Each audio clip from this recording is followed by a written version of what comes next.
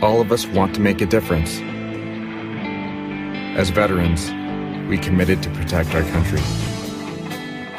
We served and sacrificed for the things that mattered most.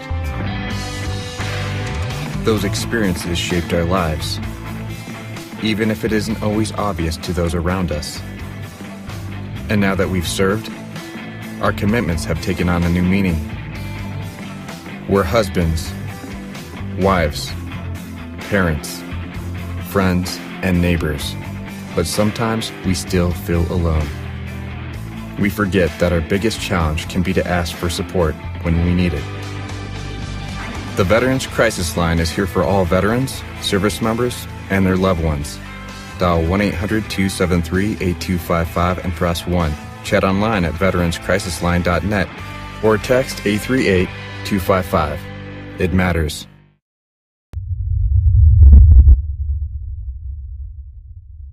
Hello and welcome again to Oscar Mike Radio. Oscar Mike Radio is part of the Hubazoo network. You can find out more on hubazoo.com. And I want to take a minute and thank my sponsors, Joyce Asek of Asek Real Estate, Mark Holmes, Army National Guard veteran of Reaper Detailing and Power Washing, and my supporters, Semper Savage, Bottom Gun Coffee, and Caisson Shaving Company. And kind of like these companies I just mentioned, my guest today is a business owner who is a veteran. And also I've learned a whole lot from her during our time of knowing each other. I want to introduce Sherice Kral, Army veteran, to Oscar Mike Radio. Sherice, after long last, welcome to Oscar Mike Radio. This is exciting. Yes, thank you. I don't know how long it's been since we've been trying to put this together, but I'm so excited that we finally got it done. Well, I mean, where there's a will, there's a way, and we found a way, and we're on time. How about that? Hey, we're doing well. So just a little funny story. We were meeting some people outside of this, and one of them happened to be an officer, and the officer was not on time. And I kind of joked with Sherice saying, you know, are officers ever late? She's like, no, they're kind of detained.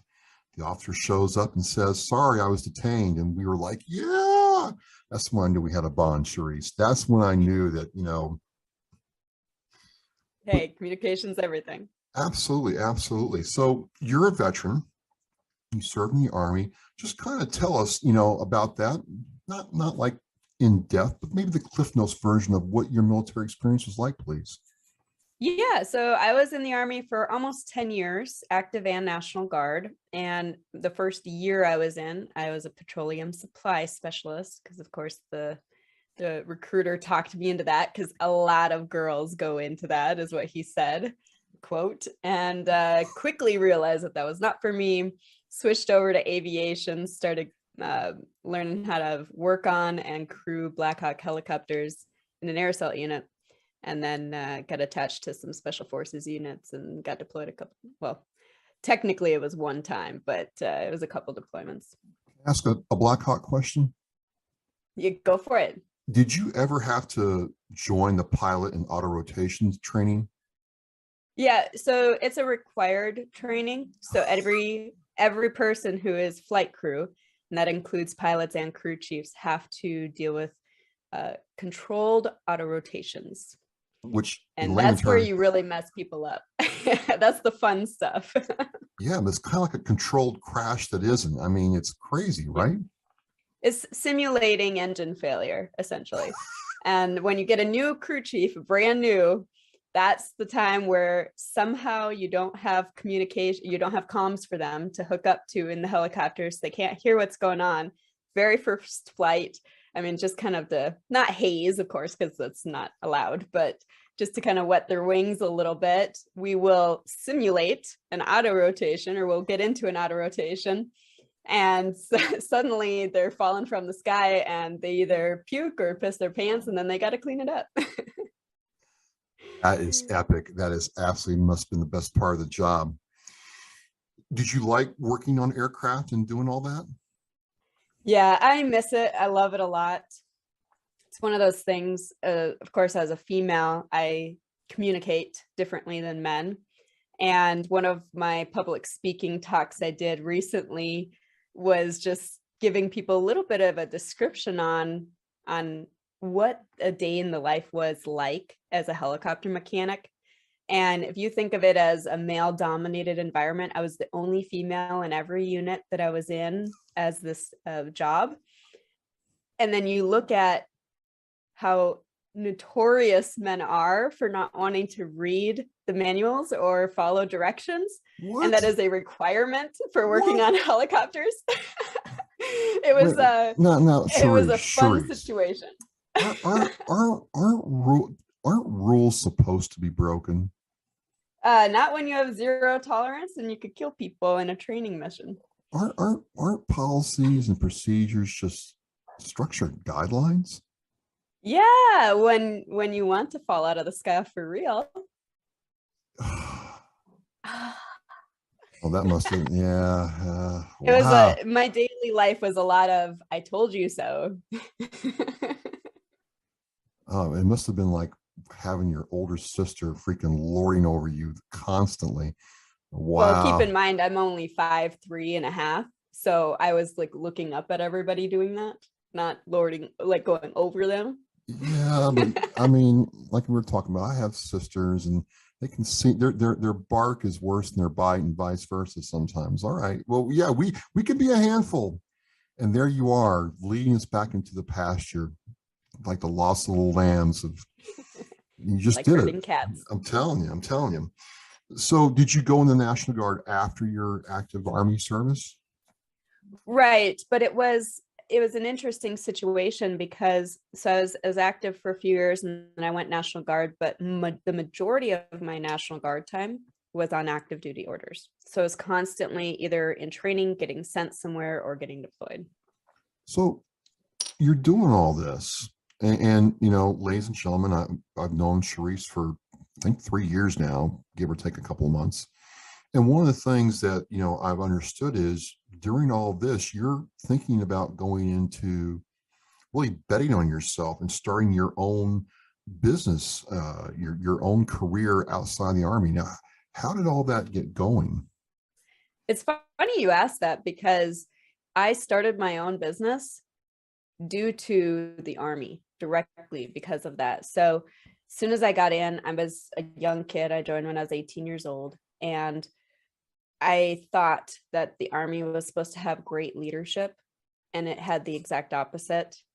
And it had extreme management. You go to any leadership training that the Army provides, and it's actually management training.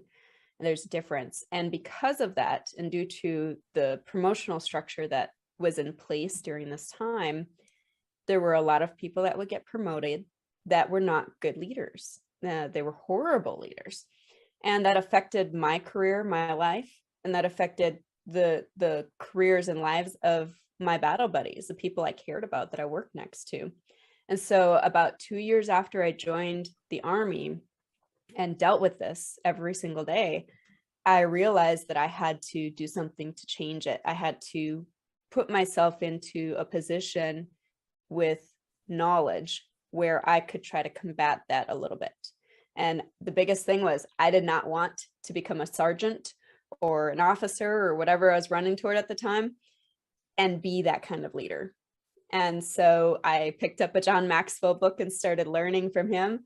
Then I started on my off time working for a leadership development company. They taught me how to coach, how to be a public speaker, how to work with people.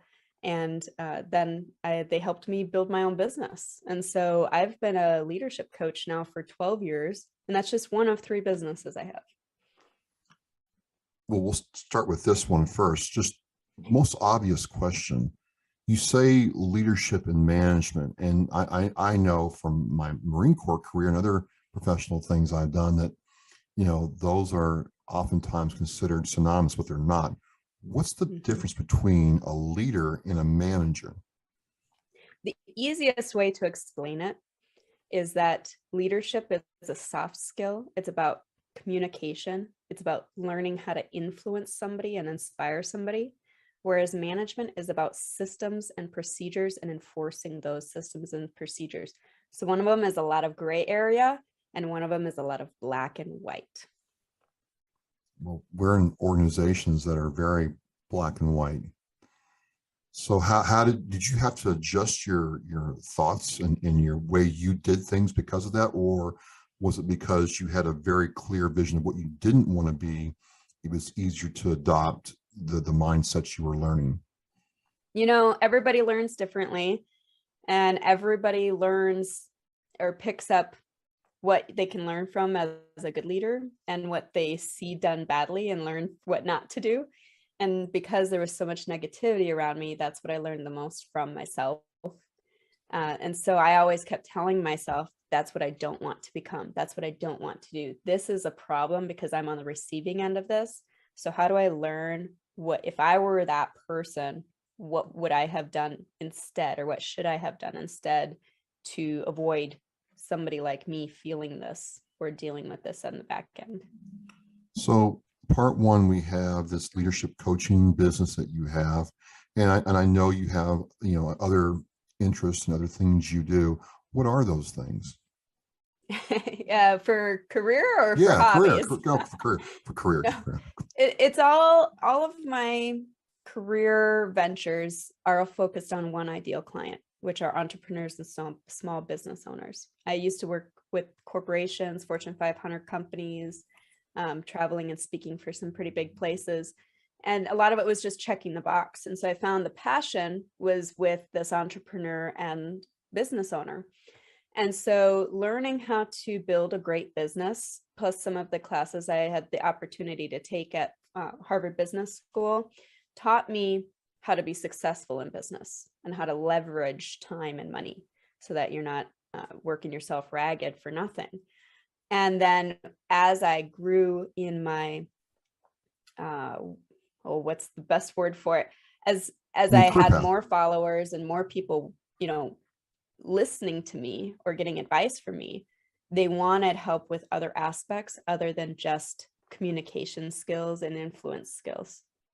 And so unintentionally, I built a business strategies company where we have a few people working now, and we help people build online revenue streams. We help people take their time and get them some recurring or passive income so they don't have to rely on one revenue stream coming in and that going away all of a sudden because of a pandemic or because they get stuck in the hospital for a month or something. And all of that kind of fits into this entrepreneur, small business owner, ideal client, because if you want to be successful, you need to know the strategies, you need the steps to take, but you also need to know how to work with people and influence people, whether it's with joint ventures and collaborations, whether it's your client, whether it's somebody that you have to look up to or listen to, like a mentor or a coach. You always have to have great communication skills, and you always have to have great influence skills if you want to get somewhere, if you want to be really, really successful. And then lastly, just this isn't official yet, but I started studying with Robbins-Madonna's training to learn how to reprogram some subconscious habits and patterns, some things that I couldn't help people with as a leadership expert because it was something they'd learned as a kid, or a traumatic thing happened way back when, and now they can never go into an elevator because of it. I wanted to be able to help them move past those and reprogram their subconscious mind scientifically with neuroscience to be able to get past that so they can be a better leader and a better entrepreneur. So that's what we're hoping will come out in a couple months. We're going to be launching that. So before I go back, just to, you know, clarify something, are you saying sometimes a client or a person in business is truly, to put this in the vernacular, their own worst enemy? Oh, we are always our own worst enemy. That's why we're the hardest person to lead is ourselves. Wow, that's pretty profound. I mean, and it makes sense, because if you can't get out of your own way or believe that you know, can do whatever that is, you're never going to get, you know, off the starting line, are you? No, that's completely right. When you look at everybody who's successful in life versus everybody who's not successful, it's all comes down to mindset.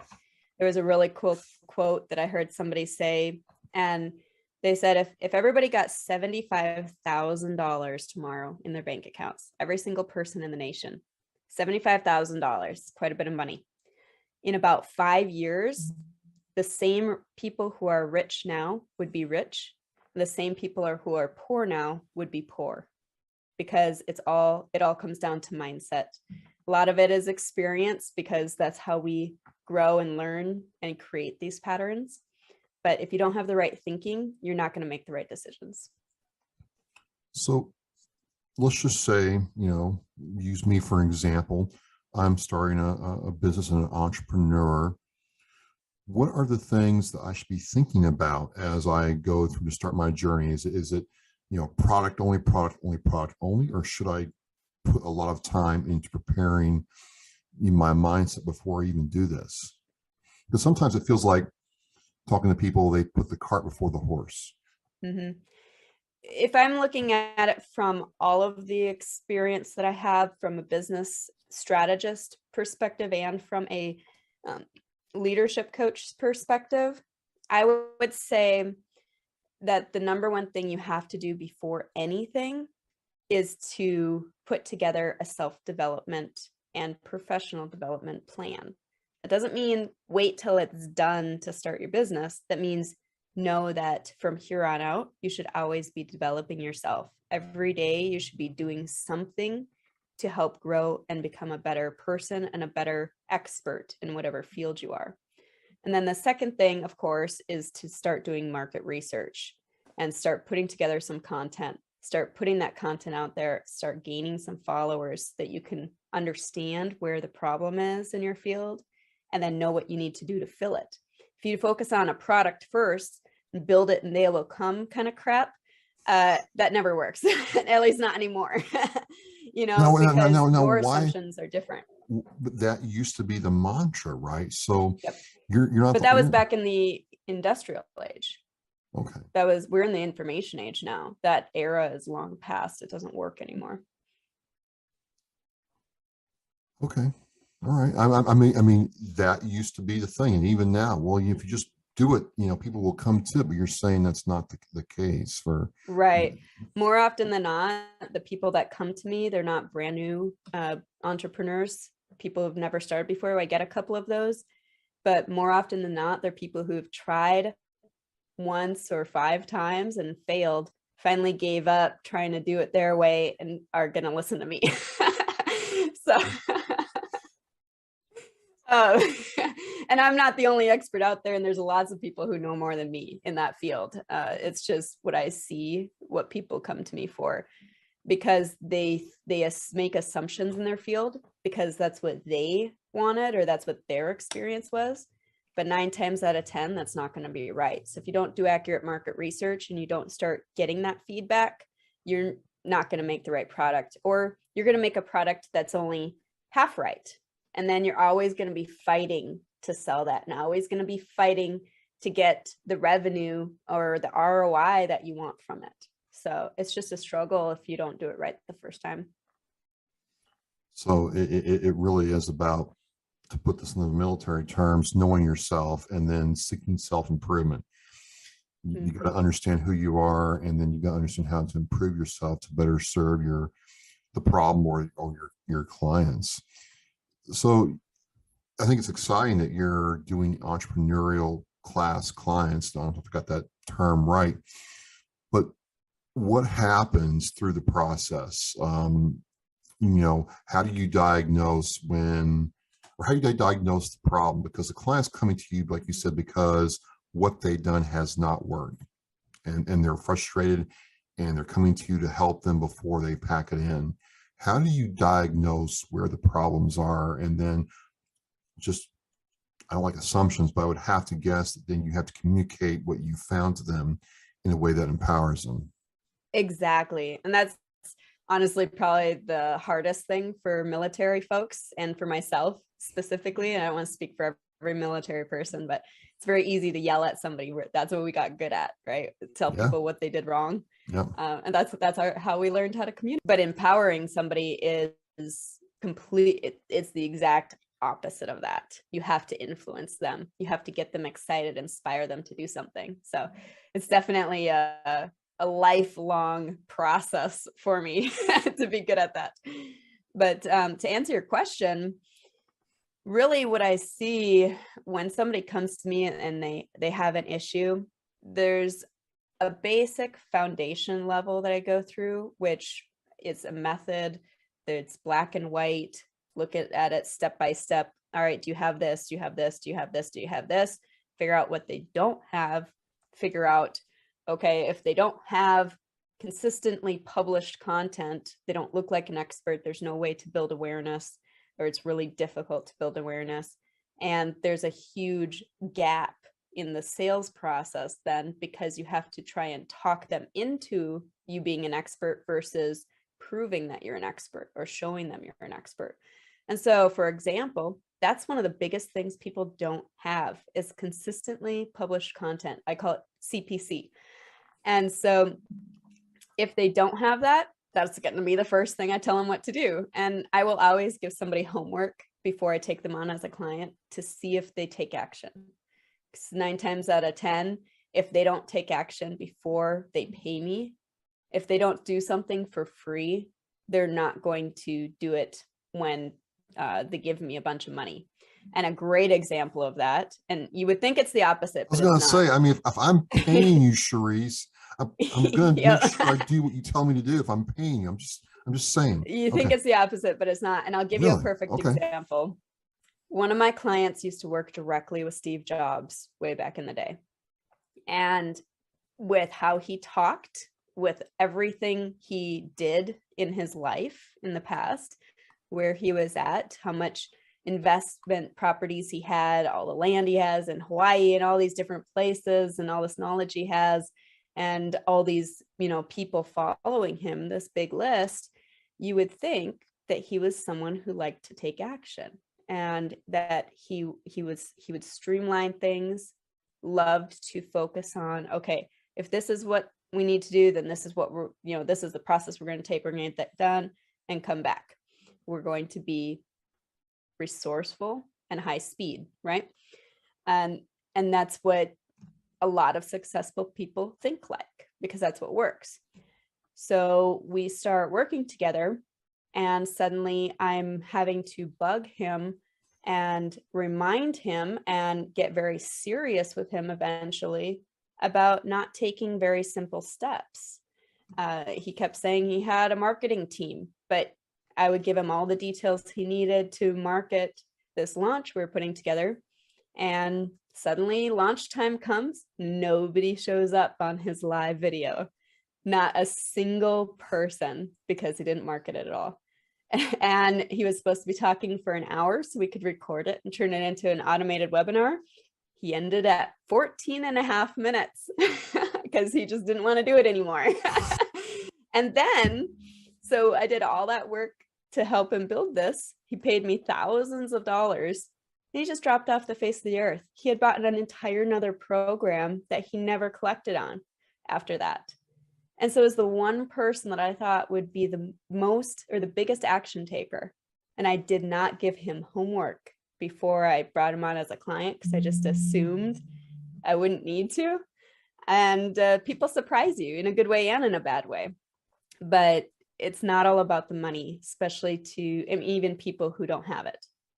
And so that being said, if you give somebody homework before you hire them as a coach or a strategist, and they come back to you with the homework done, with that action done, something that they needed to do anyway, so essentially free advice, then you know that they're truly ready to move forward and they aren't just trying to pretend to take the steps, to pretend to be successful, which happens a lot too. So it's a really surprising field. It just seems counterintuitive to me, but talking to some It lawyer, does. well, it kind of reminds me of talking to a Marine Corps lawyer that I talked to recently.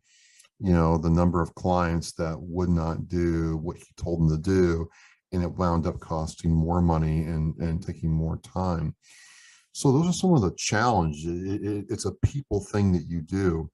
I want to ask, one other thing, is it a challenge ever to explain what you do? Because you really can't touch it, feel it, or see it, right? You're trying to take something very intangible and make it very palatable to somebody that you're trying to coach? How's that work? It really depends on the conversation. If you start learning how to be a connector and you're learning how to actively listen to people, you will always have an ear out for their problem, whatever problem you can fill. And so when you're having a conversation with somebody, if they start talking about a problem you can fill, you can start talking to them about how you can fill that. And that gives them a really good idea on what I do. Now, if I were just pitching to somebody, I would just say, I help build thriving professional entrepreneurs with strategies and with mindset training. That's it. It's very Robert Greene. Well, it is. It's the basis of a lot of what he says, which is listen, talk less, listen more, right? And people will tell you what they want. I'm just curious. I mean, it's very cool that you were on the same wavelength there, it seems like. But no, I'm just very curious. It seems like the same thing where you need to listen as a leader to be effective. Yes, and actually, one of the best skill sets a leader can have is to be a good coach. And coaches listen, and coaches ask questions. They don't necessarily tell somebody what to do.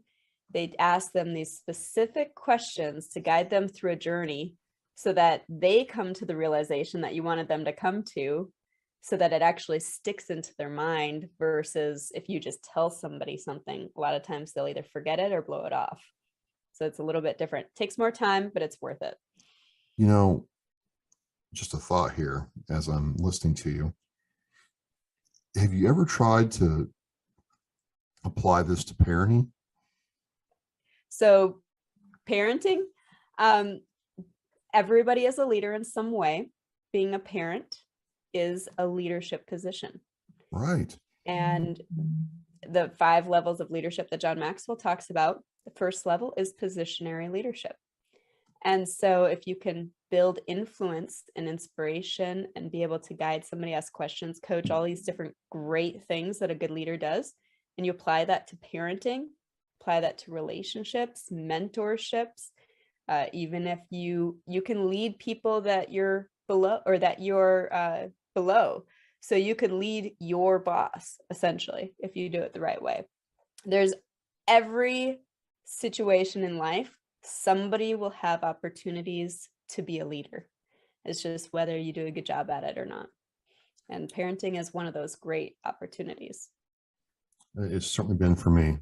I just they're the best things ever happened to me. Absolutely, no question. As much as they have made my hair go away, I wouldn't trade it for anything. So you have blame it on the kids. Well, I had to learn I couldn't be my Marine Corps drill instructor. It took me a while. And when I started trying to do it a different way, we seem to make progress. Sometimes I'm still a drill instructor, make no mistake, but it works. And that's one of the things. I mean, you have clients that have difficult situations or having to really rework themselves. What happens when a client starts really buying into what you're doing, Sherice, and starts seeing the progress on their end? What's that do for themselves and their business? Well, I certainly get very excited because that's my passion. I love seeing other people succeed. There was a great quote that says, the hardest thing in life is to see people around you, especially people you care about, not living up to your potential. So when you see that happen, it's huge. But what my client experiences, a lot of times it's breaking through limiting beliefs. That is the first thing that happens. They realize they can actually do it.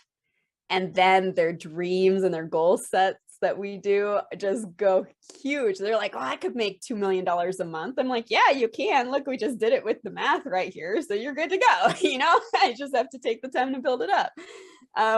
Things like that. And that's the exciting part, is when their mindset switches from this survival mentality, this reactive, everything happens to me and I don't have control over it, to this proactive, I'm going to attack the world. Like, I got this. I don't know how to do this, but I know I can figure it out.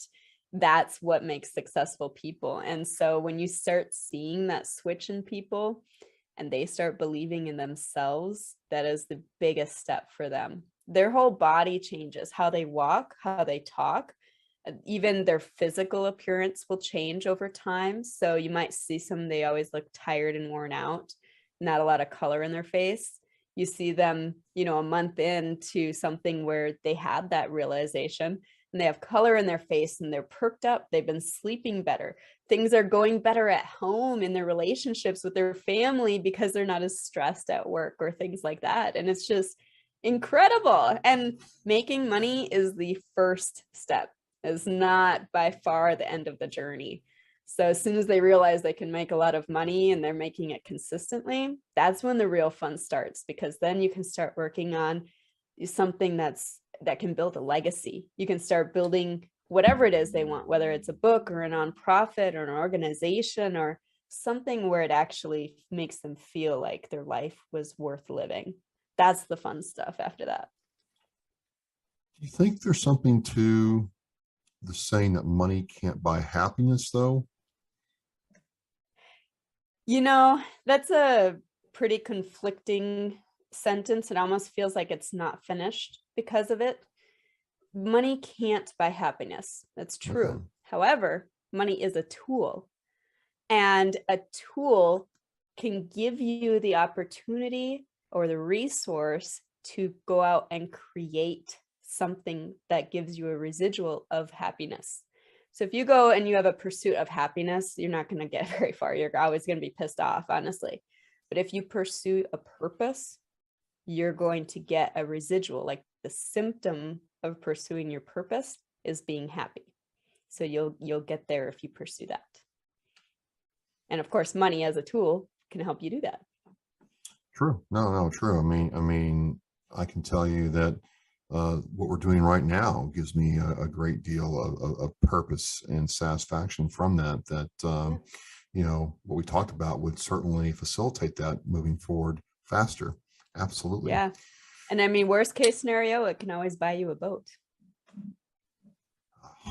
See, now, he's like, I don't know that song. well, I don't know that song, but to me, here's the thing with boats. I know somebody at work who races boats, and her quote is, you know, boat stands for bring out another 1,000. And then from working in where I work is it's one of the most depreciating assets you can buy. It's not even an asset. They don't even consider an asset. It's a toy. Banks don't like it. So yep, just like a car, it's a liability. No, there's a song that says money, at least it can buy me a boat. Oh, okay. Well, I don't know that one. It's a country song. Oh, well, Sherice. It's okay. It's an inside joke. I didn't know who Zach Brown was. That's the truth. Jason Aldean, Luke Bryan, they're like, yeah, Luke Bryan. There you go. Like, sorry. You're getting there. No, I didn't know who he We'll work on it. Well, you know, I'm metal all the way. It's a good start. Don't worry. All right. We'll see. No, it's funny because I've always loved horses. I love fishing. You know, boats are great, but I've always loved horses, and they're big money pits. And so the quote for them is, if you raise your kids on horses, or if you raise your kids to love horses, they'll never have money for drugs. Well, you know, it just so happens I work with an equestrian nonprofit as board president, and I've learned a whole lot about horses, and that is a true statement. That is a true statement. It's something else. They're amazing animals. I mean, I grew up on a farm and kind of was around them, but you know, not in this way. And it's just very different from a dog or cat or any other animal you can outright own. Yeah, because they have a sixth sense. The studies finally came back after 20 years. This was maybe 5 or 10 years ago, so not too long. Studies finally came back that they're better therapy animals than dogs because of their sixth sense. Well, the thing is, to your point, when they're working with the veteran, they force the veteran to get on their level, and they pay attention to what the veteran's doing. So it's a different mindset than dealing with a dog, because a dog's a foraging or attack animal, whereas a horse is a prey animal. Is Very Yeah, insightful. Very insightful. very true. It's incredible because they are really the mirror of whoever's training them or whoever Right. owns them. Right. So if they have an issue, it's because of you. You know what I mean? Absolutely. And it's a pretty cool thing. Yeah. Well, I'm sitting here with Sherice Kral, Army veteran, Blackhawk Crew Chief, and now has three multiple business ventures wrapped into one with leadership and business coaching. And, we have talked several times before. Today, it's a special day for me, let me tell you. And, as we come through this, do you ever get to a point where you think that you have attained a level of leadership expertise that you don't need to improve yourself, or is leadership more of a lifelong thing? Well, so I will answer that this way. John Maxwell is the #1 leadership coach in the world, or at least he used to be until he started. I mean, he's pretty old now. He started backing off just recently. They rebranded to the Maxwell leadership team versus the John Maxwell team. And so that being said, if he has gone his entire life and he's in his 70s now, late 70s, mid 70s, and he's gone in his entire life and he has built up to being the #1 leadership expert in the world times almost 15. You take the next 15 people in his prime, put their entire careers together, and it didn't even equate to what he had done in his life. And if he says that he is still working on his leadership abilities and that he is not at the peak, then I definitely would never get to that point where I felt like that, because he is way better than me, has been doing it way longer, and he still doesn't even feel that way. So it is definitely a lifelong pursuit. And I think a lot of that comes down to us being human. Just the human experience, for the fact that Yeah, we're fallible. there's so many different variables. Okay. Fallibility. Yeah. Fallibility. Mhm. Well, I mean, you're a struggling small business or you're an entrepreneur that's just ran out of gas, and you talked about some of the challenges they have, and you talked about some of the victories that they have and that you share in them. This is more than just a paycheck to you. This seems like a real life calling for you. Am I right to think that? Definitely. So as soon as you see that sparkle in their eye where they realize they never have to worry about paying for gas again, or they realize that they can actually focus on multiple sclerosis and giving thousands of dollars to that every year and feeling like they can help because maybe their mother died from MS or something like that, that is the most amazing thing. It has nothing to do with me. I just get really excited that I am the one that was able to help them get there, or at least watch the journey, right? I'm just a guide. I'm not the hero in the story. I'm the guide. If you've ever read the book, Building a Story Brand, it's phenomenal. But that's the exact idea behind it. But there's a little bit of you in their success, right? There is, which is why I get proud of it. Yeah. But not everybody is coachable, and everybody has to decide to take those actions. And even if I'm doing the service for them or with them, where I'm doing part of the work, they still have ownership to take in that success. And so it wouldn't happen if they didn't do it, which is oftentimes what does happen if you're trying to, build it on your own, because it's a marathon. Not everybody has the resilience and adaptability to get through those tough times by themselves. So you have to have a guide if you want to be really successful. If you want to be successful faster in the beginning, having that kind of guide makes that possible.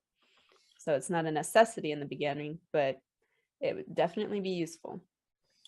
So I'm an entrepreneur, I'm a veteran entrepreneur, business owner, and I'm trying to reboot or come out of COVID or get to that point in life where I can, have the kind of legacy I want. How do people find you, get in contact with you, Sherice? And I'll have all the links to your, company in the Oscar Mike Radio show post, but this is very important. some of the best ways to get a hold of me, or if you just search for me on Facebook or LinkedIn. But I also have 5stepleadership.com or Sherice & Co. But I don't suggest trying that one simply because my name is spelled pretty weird. So get the link below versus just using this audio to try and figure it out. I do have a podcast called Thriving Professional Coaches. And I have a blog as well that you can find through my 5stepleadership.com website. Amazing. Amazing.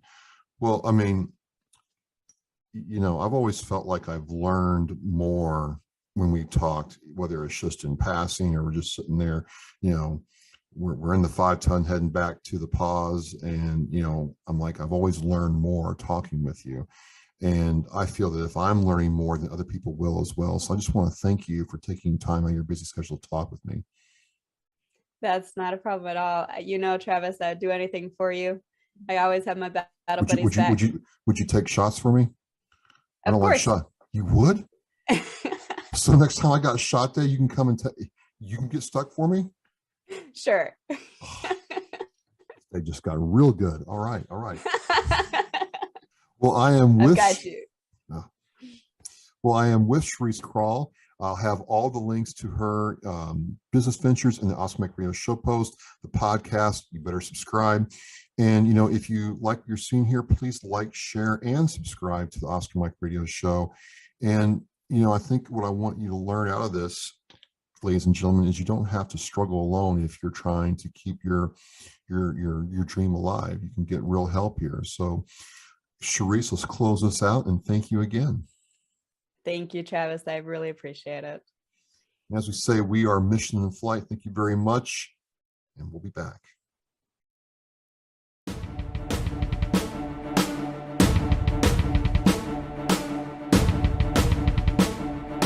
I want to thank you for joining me and watching Oscar Mike Radio. Now go to OscarMikeRadio.com and click Shop to check out all the cool merchandise from Authentically American. All proceeds go to veteran service organizations.